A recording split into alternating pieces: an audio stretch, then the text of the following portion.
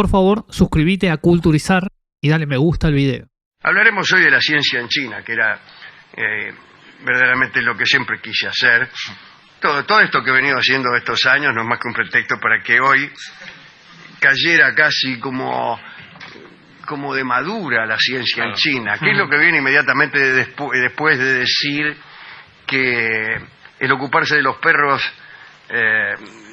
el no ocuparse de los perros no garantiza el ocuparse de los pobres. ¿Qué viene? La ciencia en China, inmediatamente. Hablando de eso, dice alguien, la ciencia en China. Aquí se ha dicho muchas veces el siguiente pareado: para grandes y grandes desatinos no hay como los japoneses y los chinos. Vamos a referirnos hoy a la ciencia en China, que está llena de desatinos. Por comodidad nos ubicaremos en el segundo imperio de la dinastía Han, que es el corto periodo que va desde el año 25 al 220 de nuestra era. Hay, ya saben ustedes, un montón de dinastías en la China, ya lo hemos dicho varias veces. La primera es la dinastía mítica, la del emperador amarillo, que no tiene una cronología muy cierta, son dinastías conjeturales. Después la Xia, lo escriben con H y con S, es muy difícil decir Xia, pero bueno, así es. Después la Yang, después la Zhou, después la Qin. Ahí en esa dinastía de corta trayectoria estuvo el legendario segundo emperador amarillo, que fue Shi Huangdi, aquel de la muralla y los libros que cita Borges, aquel que se proclamó primer emperador y para enfatizar ese nombramiento abolió el pasado. ¿Qué es lo que debe hacer uno cuando da por no existente el pasado? Primero, quemar los libros, porque los libros dan cuenta de un pasado. Entonces quemó los libros. Abolió el pasado, se proclamó primer emperador, negó toda sabiduría anterior, pero además era un hombre que tenía mucho miedo a la muerte, entonces se construyó un palacio de 365 habitaciones y una prefabricada para los años bisiesto, y dormía cada noche en una habitación distinta para que la muerte no pudiera sorprenderlo. Y también es Shi Huangdi el que comenzó la construcción de la muralla china, tal vez para detener a los bárbaros, tal vez para detener a la muerte misma, yo no lo sé. Dinastías famosas, la Tang, la dinastía de los mongoles llamada Xuan, que fue la que encontró Marco Polo, que dijo, así son los chinos, y eran los mongoles. Y nunca lo supo porque ¿quién podía saberlo, no? Y después la dinastía Ming, que es aquella que construía las porcelanas de la dinastía Ming, que se rompían siempre en las películas de espionaje, ¿no?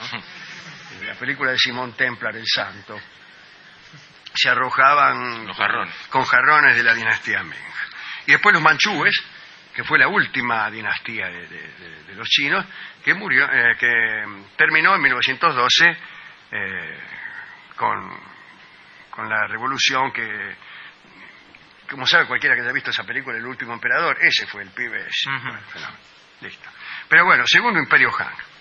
La burocracia central dio empleo a muchos astrónomos, ingenieros, magos, porque la ciencia y la hechicería podían coexistir. Se mantenía todavía en pie la vieja idea de que los fenómenos naturales tenían mucha relación con los poderes sobrenaturales. La disciplina más importante era la astronomía, cuyas predicciones respecto a los movimientos celestes eran consideradas secretos de Estado. El servicio meteorológico estaba rodeado de una guardia, unas puertas que nadie entraba. Eso era el secreto. El clima de mañana era un secreto. En un edicto imperial dice lo siguiente. A ver, lo tiene ahí. Pero lo tengo aquí. De ahora en adelante, los funcionarios astrónomos de ninguna manera podrán reunirse con funcionarios de la Administración General ni con el pueblo. El censor cuidará de ellos. Es decir, que los funcionarios astrónomos no podían ir a los cafetines divulgando cosas tales como la proximidad de eclipses, las fases de la luna, etcétera, ¿no? Se presume que la astronomía sirvió principalmente para el estudio de un planeta que los chinos creían invisible y que formaba parte del sistema solar. Podríamos hablar algún día también de planetas invisibles. Bueno, los pitagóricos, por ejemplo, hablaban de un fuego central Decían que la Tierra giraba alrededor de un fuego central que nunca veíamos, porque la Tierra presentaba ante ese fuego siempre el mismo hemisferio, que era el hemisferio deshabitado, ¿no? Sería el hemisferio sur, digo yo, y que la gente habitaba en otro hemisferio, que era el habitado. Lo que veíamos de brillante en el Sol no era otra cosa que el reflejo de ese fuego central. Además hablaban los pitagóricos de una especie de antitierra que quedaba ubicada entre el fuego central y la Tierra, que siempre estaba oculta, o mejor dicho, visible desde el hemisferio en que no había nadie. O nadies. ¿Cómo se dice? ¿Nadie o nadie? No, nadie. Para mí se dice nadie cuando es uno el que no está. Claro, si son muchos son nadie. Y si son muchos los que no vinieron, entonces nadies. Los chinos también estudiaban un planeta que creían invisible. Bueno, pues de todo, los últimos planetas que se han descubierto son invisibles. A Neptuno lo descubrieron no porque lo vieron, sino porque lo conjeturaron a partir de movimientos de los planetas vecinos. Como uno también puede conjeturar un vecino de su casa sin verlo. Oye los ruidos, la cadena del inodoro. Nunca lo vio al tipo que trabaja de vigilante o de panadero y se levanta a las 4 de la mañana, pero uno lo conjetura y dice, ahí debe estar Neptuno.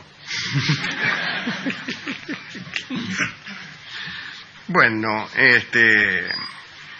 durante el siglo II de la era cristiana surgió en la China una teoría conforme a la cual los cielos no estaban compuestos de materia, sino que las estrellas flotaban en un espacio infinito y vacío. Un verdadero desatino. ¿A quién se le puede ocurrir que las estrellas, lejos de estar clavadas en la bóveda celeste, flotaban en el espacio infinito? A los chinos. Era una teoría extraña. Un poco antes de ella, mientras reinaba Wang Mang, el usurpador, en el año 18, había sido inventada una máquina que imitaba el universo. Aparecían suspendidas en la máquina una serie de estrellas que se movían, los movimientos podían calcularse, e incluso gracias a esa máquina, no me la quiero imaginar porque si la viera me desengañaría, estoy sospechando, podían predecirse los eclipses. Es como la máquina de pensar de Raimundo Lulio. Claro, inventó una máquina de pensar, después vos la veías y eran unos círculos concéntricos de cartón que daban vuelta. Una ruleta. Y claro, tenía un sujeto, un predicado, un adverbio, cosas así, y se mezclaban. Bueno, una porquería. El caso es que, como quiera que sea, podían predecirse los eclipses. En el siglo III se alcanzó una gran precisión y ya en el siglo IV calculaban si el eclipse era total o parcial. Anda llevando. La principal labor de los astrónomos durante el Segundo Imperio Han en la China era la regulación del calendario.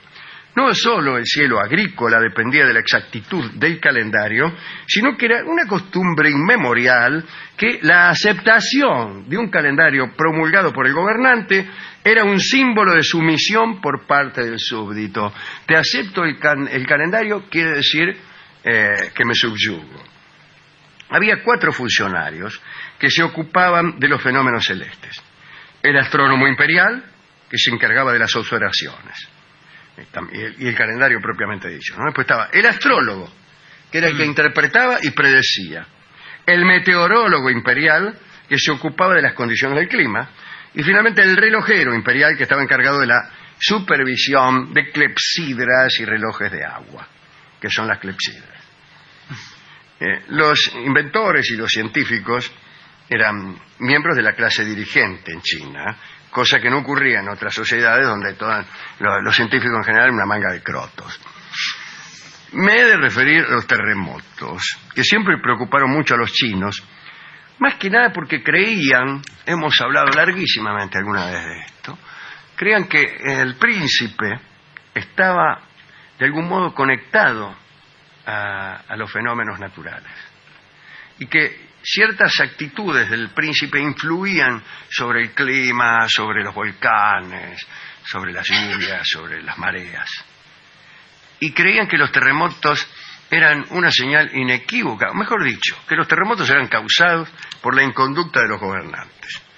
Era una protesta del cielo ante las injusticias o estupideces del emperador. Bueno, calcule que hay naciones, si esto fuera cierto, que deberían estar moviéndose todo el tiempo. Retrocedamos hasta el año 800. Los chinos poseían un conocimiento exacto de la sismología. Bueno, es mentira esto. Digamos que en el año 800 empezaron a registrar los movimientos sísmicos y anotarlos en un libro, ¿no? Ese era el conocimiento exacto que tenían. Tampoco eran tan piolas, y ni siquiera nosotros somos tan piolas. Son impredecibles. Hoy en día no se pueden predecir los terremotos, así que viene. Un personaje llamado Chang Heng inventó en el año 110 el sismógrafo. Era un aparato que incluía un péndulo que podía desplazarse en 8 direcciones y hacía funcionar determinados mecanismos, que es como decir nada, ¿no? Claro, si se mueve... Yo puedo decir esto y muchísimo más. Si se mueve el péndulo... Claro, este es un aparato para ver si hay terremoto. Hay terremoto, se mueve el terremoto. Yo lo vi, ese aparato lo vi dibujado y es el desengaño. Mire, hay en la parte exterior del aparato hay 8 cabezas de dragón, cada uno sostiene una bola de bronce, debajo de cada cabeza de dragón hay un sapo con la boca abierta que recibe la bola. Bueno, cuando la Tierra se mueve suelta la bola, es una cosa. Es vistoso, Es vistoso, es gracioso, sí. Y permite situar, aunque sea lejanamente, el epicentro del terremoto. Permite saber de qué lado viene el asunto. Eso es verdad. Pero este matemático Chang Heng era, mejor dicho, este sismólogo era además matemático, fue el que midió una línea desde la Gran Muralla hasta Nam y estableció el arco de meridiano, tal como hizo Eratóstenes en Egipto, un cacho antes me parece. Otros personajes importantes de la ciencia china eran los alquimistas, pero en realidad está por verse, mejor dicho, se ha visto que la alquimia no es del todo una ciencia o que no lo es en absoluto. Los alquimistas chinos querían obtener ellos la sabiduría y la inmortalidad, la verdadera, la inmortalidad corporal, no la inmortalidad de sus obras o de su renombre. Hemos hablado acá en este programa del ginseng, de aquella manera de hacer circular el aire lentamente, los taoístas, ¿no? Aquellos que se adiestraban, se metían en un cuarto oscuro y trataban de retener el aliento primero durante un latido del corazón, después durante 2 latidos, 3, y así hasta que podían, mejor dicho, si conseguían llegar a contener el aliento durante 1000 latidos, se convertían en inmortales o se morían, no me acuerdo. El famoso Wan Chipunau, hablamos el otro día, son esas técnicas sexuales taoístas, sí, que consisten en recitar Caballito Criollo. ¿Sí? O algo así. O algo así. Sí. Los taoístas son muy explícitos, pero yo trataré de no serlo, porque después de todo no conviene que lo sepan muchas personas. Pero básicamente generar la energía sexual para no dejarla escapar. Y ahí cuentan, y lo hemos dicho no hace mucho aquí, que el emperador amarillo era capaz de beneficiar a 1200 concubinas sin dañar su salud y sin despeinarse. Algunos alquimistas conseguían oro, conseguían la transmutación de los metales. Pero ese oro no se vendía, sino que era una etapa para proceder a la obtención de la sabiduría y luego la inmortalidad. El primer texto alquímico conocido fue el Shang-Gun-Shi, que era un seudónimo. El Shang-Gun-Shi era el tipo, ¿no? El que lo escribió. El de Shang-Gun-Shi, que era un seudónimo en realidad como todos los nombres chinos, ciertamente. No. El libro explica en 90 párrafos, que es poco, la fabricación partiendo del oro de la píldora de la inmortalidad, que se conseguía mediante un procedimiento térmico muy complejo, tan complejo que en realidad no sale nunca bien. Bueno, había muchos científicos trabajando en los talleres imperiales durante el Segundo Imperio Han. Allí se inventó el fuelle metalúrgico. Andá llevando. ¿Qué es el fuelle metalúrgico? ¿Qué es? El de la fragua. Ajá. Ese que vos le das manejo y sale un aire y ahí este fuelle se movía por fuerza hidráulica y ahí eso sirve mucho para la industria del hierro y te deja en la puerta del acero, digamos en la puerta, ¿no? Otro invento de los talleres imperiales fue el papel, realizado por un eunuco, Sai Lung, y el papel, cuando se combinó con la imprenta, revolucionó las comunicaciones. Aquí hay que desdecir a algunos historiadores que dicen que los chinos inventaron la imprenta. Bueno, la imprenta de los chinos era casi una imprenta. Era una especie de sellado. Gutenberg inventó la imprenta de tipos móviles, pero los chinos preparaban unas gigantescas piedras, tan grandes como una página, grabadas. Grababan, una piedra era toda la página, no tenía tipos móviles. Grababan toda la página, después la entintaban, le pasaban papeles por encima y efectivamente conseguían muchas copias. Pero escribir una página en piedra era una cosa muy difícil. La piolada de Gutenberg fueron los tipos, y en chino peor todavía. La piolada de Gutenberg fueron los tipos móviles, ¿no? Esa es la cosa. Bueno, muy bien. El libro impreso más antiguo que se conoce es el Sutra de Diamante, que es del año 868 y fue hallado ahí en unos templos budistas de Tonghuan. Durante siglos los chinos habían usado antes de esto la tinta y el papel y las piedras. En las primeras décadas del siglo X ya había ediciones impresas de los libros canónicos del confucianismo sería mejor todavía, y según el historiador Arthur Koestler, la producción de papel favoreció la difusión de hábitos higiénicos de todas las sociedades, como bien sabemos. También en aquellos talleres del Imperio Han, se inventó la carretilla. Se atribuye la idea central al general Shu. Y otro elemento del que hemos hablado muchas veces es el estribo, que tuvo mucha importancia en la guerra, porque antes de la invención del estribo, casi la equitación de la guerra no tenía mucho sentido, porque vos no tenías dónde apoyarte para tirar lanza. Para trabajar la lanza tenés que apoyarte. No había estribo.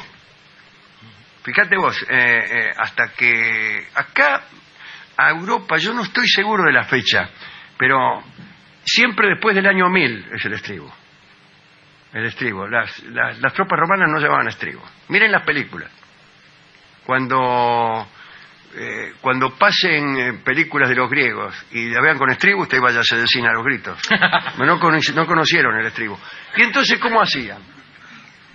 Muy sencillo, usaban carros de guerra. ¿Qué sentido tenían los carros de guerra? Porque no habían inventado el estribo, y si vos no estabas arriba de un carro no podías tirar la lanza. Y si tirabas la lanza y no tenías estribo, te ibas con lanza y todo. Claro, con todo. Bien, no podías hacer fuerza.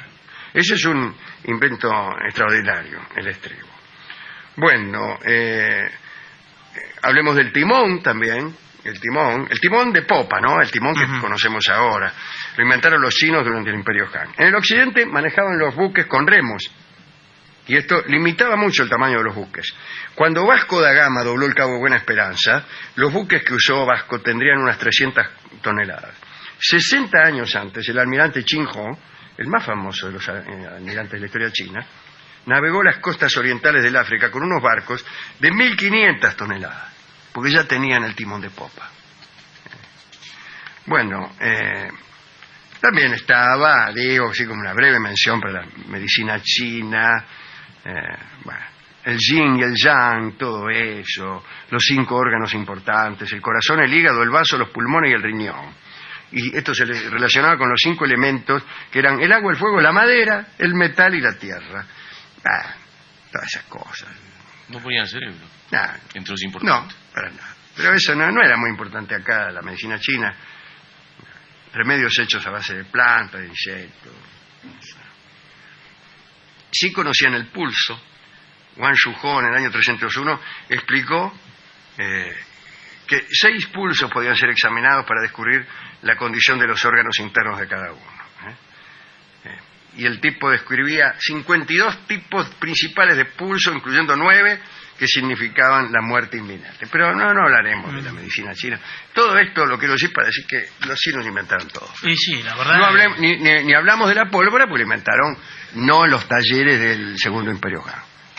Los cohetes, los famosos cohetes, cuando fue Marco Polo, que se encontró, ya que están los chinos, que eran los mongoles, estaba ahí Kublai Khan y le dice a los cortesanos, a ver, dice, tírenle unos cohetes acá a los señores Polo. que estaban Marco Polo, el tío que siguió, empezaron a tirar cuentas, ¡pua! Y Marco Polo dijo, está bueno, pare, ya está. No se entusiasma. Pero también son un invento chino. Todo es un invento chino. Todo, absolutamente todo. menos la virome.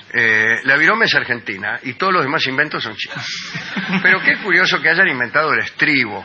Para un gaucho, que un estribo sea un invento de un chino. Pero todas las cosas gauchas las inventaron los chinos también. Todas las cosas, las boleadoras. Las boleadoras, los chinos. La rastra. ¿En serio? La rastra, los chinos. El rebenque. El rebenque, los chinos. El recabo y la montura, los chinos. Y el tirador, los chinos. Por eso le dicen la China. Por ella, la mujer le inventaron los chinos. Todo de los chinos. Escucharemos ahora un estilo que canta Carlos Gardel, que es de los primeros que él ha grabado, no en esta versión, pero históricamente, y que se llama El Tirador Plateado, que seguramente se trata también de un invento chino. El gaucho también es un invento chino, el mate, la bombilla, la empanada y la argentinidad toda es un invento de los chinos. Un bello estilo escucharemos, un hermoso estilo, El Tirador Plateado. Adelante.